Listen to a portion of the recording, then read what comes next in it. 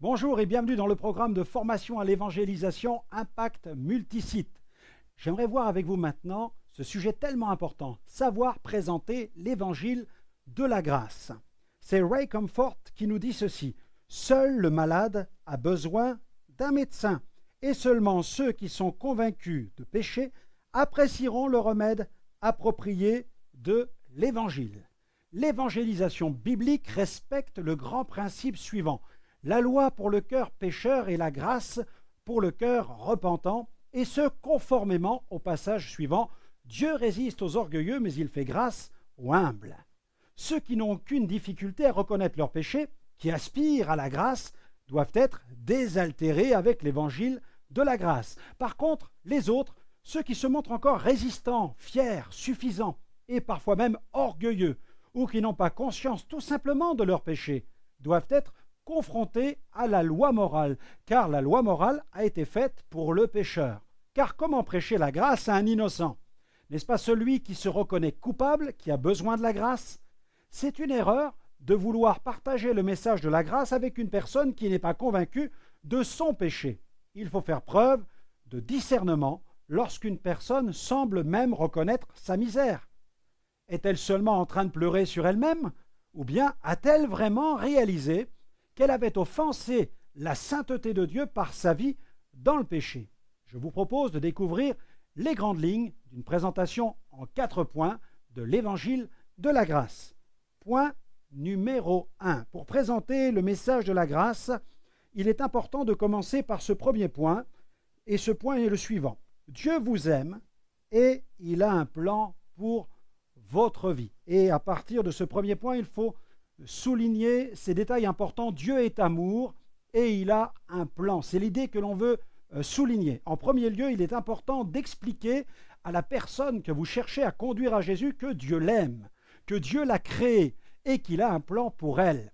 Chacun doit savoir qu'il est un projet de Dieu et qu'en nous créant, Dieu désire développer une relation personnelle avec nous. D'ailleurs, David, l'auteur de nombreux chants et poèmes qui figurent dans la Bible, a écrit dans l'une de ses œuvres ce passage suivant. Dans le psaume 139, verset 14, il déclare: « Je te célèbre, car je suis une créature merveilleuse, tes œuvres sont des merveilles, et mon âme le reconnaît bien. Amen. » C'est aussi le poète Claudel qui a écrit: « L'homme n'a été fait ni par lui-même, ni pour lui-même, mais par Dieu et pour Dieu. » C'est le premier point. Il nous faut absolument insister sur l'amour de Dieu. Dieu vous aime et il a un plan pour vous. Deuxième point, cependant. Maintenant, nous allons aborder la question du péché. Cependant, à cause de son péché, l'homme est séparé de Dieu et il ne peut expérimenter ce plan d'amour. Les points importants à souligner à ce moment précis sont les suivants. L'homme est pécheur, il est séparé de Dieu, mais Dieu veut lui donner une vie abondante. Il faut maintenant aborder la question sensible du péché et bien entendu, ne pas oublier de parler du remède divin qui est Jésus. Dans la parole de Dieu, et bien dans l'épître de Paul aux Romains, chapitre 6, verset 23, l'auteur de cette épître, l'apôtre Paul, déclare: « Car le salaire du péché, c'est la mort, mais le don gratuit de Dieu, c'est la vie éternelle en Jésus-Christ notre Seigneur. » Amen. Nous sommes pécheurs, c'est vrai, et Dieu veut nous changer. C'est le message de la grâce pour le pécheur. Paul écrit aussi dans sa lettre aux Éphésiens, au chapitre 2, verset 8, « Car c'est par la grâce que vous êtes sauvés, par le moyen de la foi. Cela ne vient pas de vous, c'est le don de Dieu. Ce n'est point par les œuvres, afin que personne ne se glorifie. » Et nous abordons le troisième point. Il faut maintenant parler du remède. Jésus est le seul remède au péché de l'homme. Et ce n'est qu'au travers de Jésus seul que l'homme peut expérimenter le plan d'amour de Dieu. À ce moment précis, il faut souligner plusieurs points. D'abord que Jésus est mort à notre place, mais aussi qu'il est ressuscité et qu'il est le seul chemin qui mène vers notre Père céleste. Dans la première épître de Jean, nous pouvons lire ceci. 1 Jean chapitre 4, verset 10. « Et cet amour consiste non point en ce que nous avons aimé Dieu, mais en ce qu'il nous a aimés et a envoyé son Fils comme victime expiatoire pour nos péchés. Le missionnaire méthodiste Stanley Jones a expliqué les merveilleux moments de sa conversion à Jésus en ces termes. Voilà ce qu'il dit. Il dit « J'ai déposé au pied du Christ un moi ». Il parle de son moi, de son ego, un moi dont j'avais honte, que je ne pouvais contrôler et que je n'arrivais plus à supporter. Et à ma grande surprise, il a pris ce moi, l'a remodelé et l'a consacré au dessein de son royaume. Voilà, nous continuons et nous arrivons à ce 4e point. Pour vivre ce merveilleux plan d'amour, recevez maintenant Jésus-Christ. Voilà ce qu'il faut dire à ceux que nous évangélisons. Pour vivre ce merveilleux plan d'amour, recevez Jésus-Christ. Et il faut souligner plusieurs points.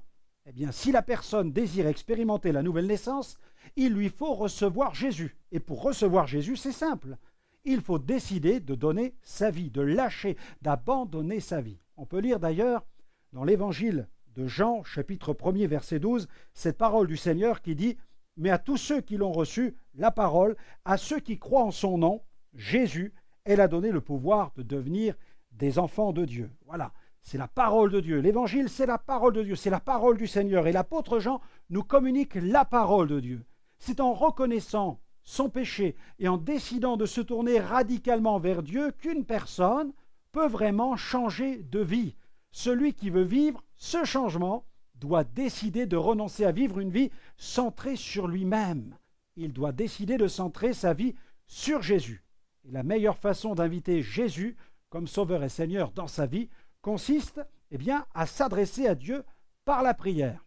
Et dans son épître adressée aux chrétiens de Rome, Paul a souligné l'importance de la confession, l'importance de la prière. D'ailleurs, il dit, si tu confesses de ta bouche le Seigneur Jésus, si tu crois dans ton cœur que Dieu l'a ressuscité des morts, alors tu seras sauvé.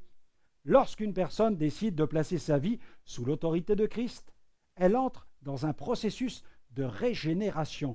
Elle expérimente la vie nouvelle en Jésus. Elle est au bénéfice de l'œuvre de la croix où l'acte qui la condamnait a été cloué. La Bible affirme alors qu'il n'y a plus aucune condamnation pour ceux qui sont en Jésus-Christ.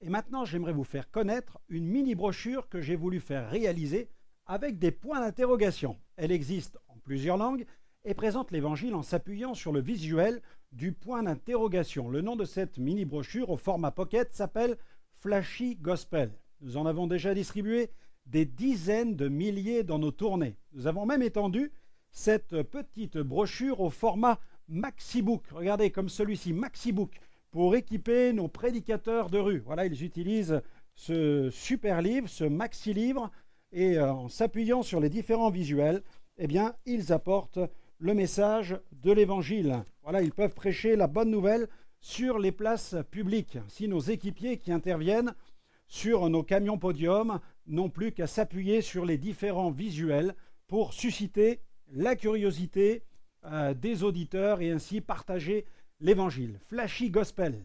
Alors, en voici un exemplaire. Regardez comme sa couleur est sympa. Voilà, les philosophes ont longtemps affirmé que c'est le langage qui fait la pensée. Selon eux, sans mots, pas de concept et pas d'idée claire. Et pourtant, le monde de la pensée s'appuie beaucoup sur les images. D'ailleurs, Jésus prêchait en parabole. En créant Flashy Gospel, je fais appel à une technique bien connue des publicitaires qui s'appelle le teasing, l'accroche. Jetons un coup d'œil sur la couverture. La couverture recto, c'est le premier contact visuel avec le premier point d'interrogation. Et comme vous pouvez le voir, les couleurs sont vives et attractives. La brochure ne comporte pas de titre. Elle présente sur le recto de la couverture un gros point d'interrogation et le but consiste à éveiller la curiosité, l'envie de voir ce qui se trouve à l'intérieur. Le second point d'interrogation. Voilà, la brochure s'ouvre, le lecteur découvre un second point d'interrogation, mais cette fois-ci avec un commentaire. Sur la page de gauche se trouve le visuel du point d'interrogation. Le texte, quant à lui, se trouve sur la page de droite. À l'intérieur du point d'interrogation, on peut lire les mots when, where, who. Vous comprenez bien, bien entendu, qu'il s'agit d'une référence aux nombreuses questions que nous nous posons. Lisons maintenant le contenu. Voilà, le propre de l'être humain consiste à se poser des questions sur le sens de la vie. Et force est de constater que celle-ci ne se résume pas à qui sommes-nous, d'où venons-nous et où allons-nous. La preuve en est.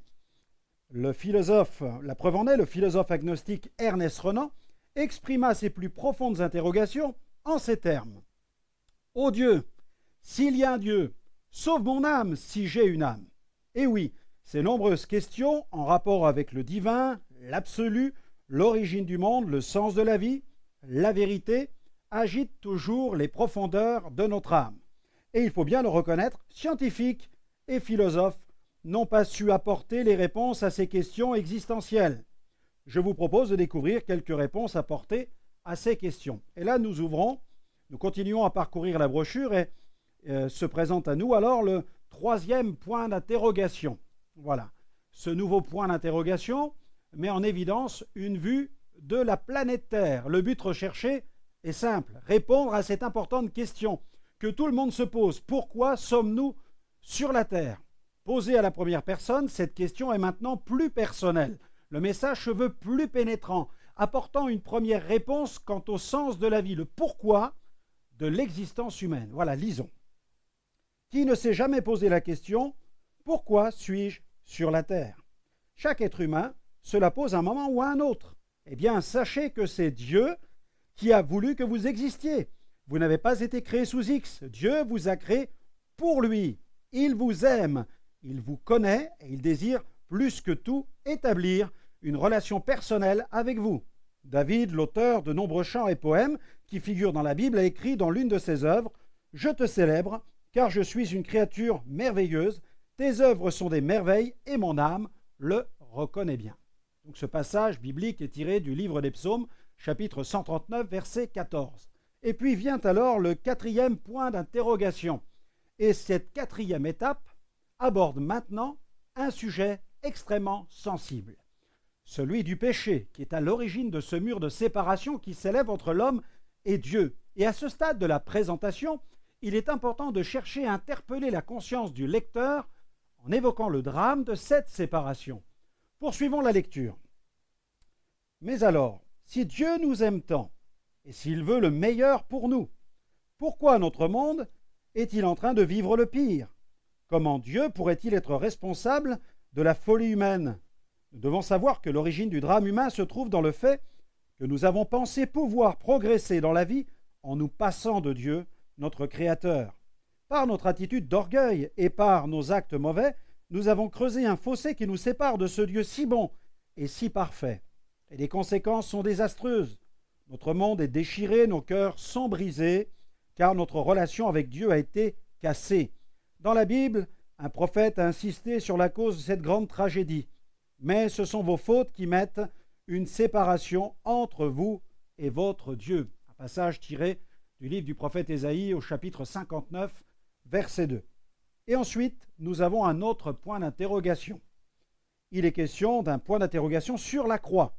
Mais ce Dieu qui nous aime tant, voilà. Face à cette triste condition spirituelle de l'être humain, il faut maintenant présenter la solution au problème du péché. Et cette solution se trouve en Jésus. Pourquoi Jésus est-il venu ici-bas? Il est venu pour nous réconcilier avec le Père. Et pour atteindre ce but, il a dû donner sa vie sur une croix. Lisons de nouveau dans la brochure. Voilà un Dieu qui nous aime tant. Mais ce Dieu qui nous aime tant a mis sur pied une merveilleuse opération de sauvetage. En effet, cela fait 2000 ans, il a envoyé son propre fils Jésus afin de rétablir cette relation rompue. Jésus accepta de donner sa vie sur la croix pour nos fautes. Étant parfaitement pur, lui seul était capable de satisfaire à la justice divine.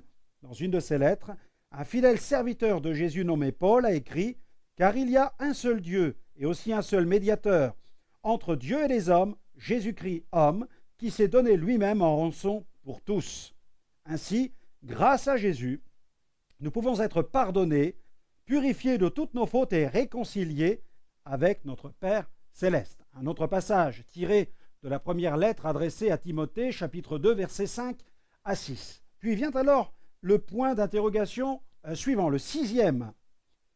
Le lecteur vient d'avoir la merveilleuse opportunité d'entendre la bonne nouvelle de la réconciliation avec Dieu. Le moment est venu de lui faire prendre conscience qu'il est possible pour l'homme pécheur de s'approcher de Dieu, si celui-ci accepte de changer de vie, bien sûr. Cette étape insiste sur la foi, la prière, la confession des péchés et le salut. Voilà, lisons dans la brochure. Grâce à cette œuvre accomplie par Jésus, il est aujourd'hui possible de vivre une relation personnelle avec Dieu. Jésus est ressuscité. Ses disciples en ont été les témoins privilégiés. C'est pourquoi ils ont décidé de se dévouer corps et âme à la cause de l'Évangile. La résurrection signifie que Jésus est vivant et que la connexion est possible avec le ciel. Il suffit de s'approcher de Dieu avec respect. Dans le nom de Jésus, nous pouvons nous approcher de Dieu non seulement pour confesser nos péchés, mais aussi pour développer une relation quotidienne avec notre bon Père céleste. Jésus a dit « Tout ce que vous demanderez en mon nom, je le ferai, afin que le Père soit glorifié dans le Fils. » Cette parole de Jésus est tirée de l'Évangile selon Jean, chapitre 14, verset 13. Et puis, 7e point d'interrogation. Avec une telle bonne nouvelle, comment ne pas sourire à la vie? Dieu nous aime et il veut établir une relation personnelle avec nous, une relation de tous les jours. Voilà, en nous créant, Dieu avait un plan et cette nouvelle relation va lui permettre de nous le révéler. Dieu désire établir une relation quotidienne avec vous car il a un plan qu'il veut vous révéler jour après jour. Alors souriez à la vie.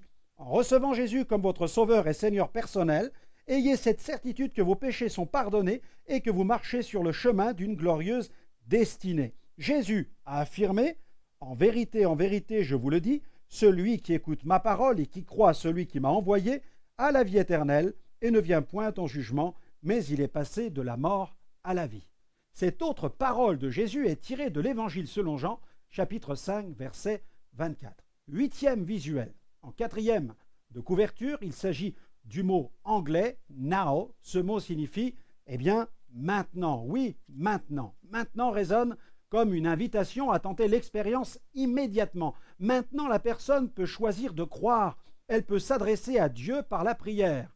Oui, dès maintenant, vous pouvez tenter l'expérience. En vous adressant à Dieu par la prière et en invitant Jésus dans votre cœur, vous décidez de positionner votre vie sur la trajectoire d'un profond changement. Dans une autre lettre, Paul a dit « Si quelqu'un est en Christ, il est une nouvelle créature. Les choses anciennes sont passées, voici toutes choses sont devenues nouvelles. » Une parole tirée de la 2e lettre envoyée aux chrétiens de la ville de Corinthe. Voilà, et puis sur le verso donc, de cette brochure, il est possible de mettre un tampon puisqu'elle comporte un cadre réservé. Voilà, il est possible de faire figurer l'adresse d'un lieu de réunion. Voilà, cette brochure est vraiment une bénédiction. Hein. C'est un outil, un véritable outil d'évangélisation et puis elle comporte l'adresse du site internet gospelvisionspace.com. Ce site a été créé tout spécialement pour fournir eh bien, des ressources aux personnes qui ont le désir de poursuivre leur recherche de Dieu. Voilà, notre programme arrive à son terme. Pour poursuivre votre formation, n'hésitez pas à consulter notre site en ligne. Cliquez sur les onglets, je pense à l'onglet Académie, l'onglet Vidéo, et vous accéderez à différents enseignements et opportunités de service sous la bannière de Gospel Vision. Voilà, merci et à très bientôt.